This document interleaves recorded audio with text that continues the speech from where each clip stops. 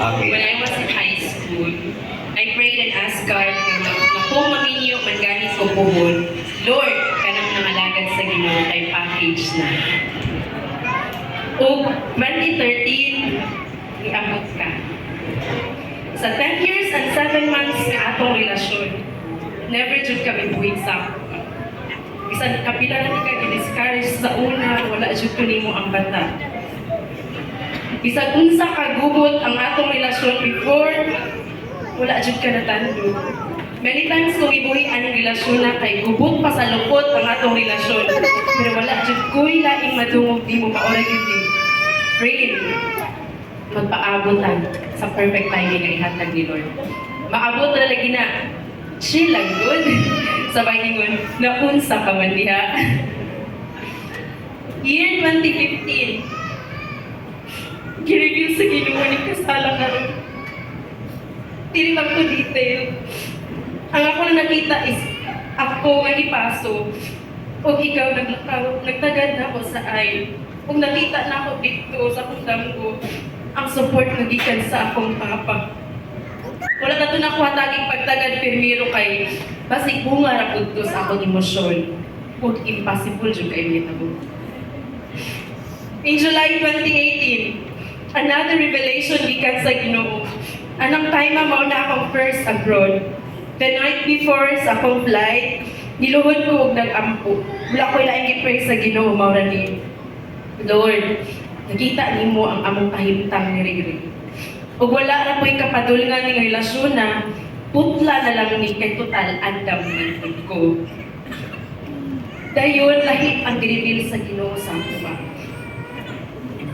Naay managuyab ligawas sa balay namo sa Moswagon. Ug kadto sila swito ko kuno kaayo sa ilang relasyon. Nangutana ko sa babae ng ugiingon, unsa may inyong gibuhat nga na okay naman kaayo ang inyong relasyon? Ang tubag sa babae mao ra jud ni, obey your parents. Una sila. Ug tuod kanang nadam ko nahitabo na in April 21, 2020, ang first nimong adto sa balay nga nigawas ta nga malipayon kaayo, kita daay ito sa kundang. Wala man nato nasabtan permiro ang mga pamaagi sa Ginoo.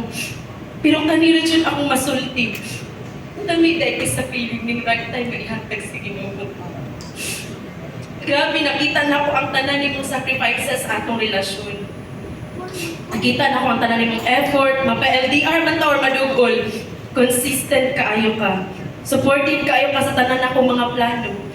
Ug labaw sa tanan.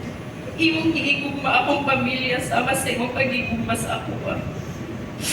Sa tanang ups and downs akong kinabuhi, especially katong years, nga feel na ko, gitaligtan ko sa kalibutan, pero ikaw ang gigamit sa Ginoo nga mag-encourage sa ako. Ikaw ang gatudlo na ako to remain positive, bisag unsa ka imposible ang sitwasyon.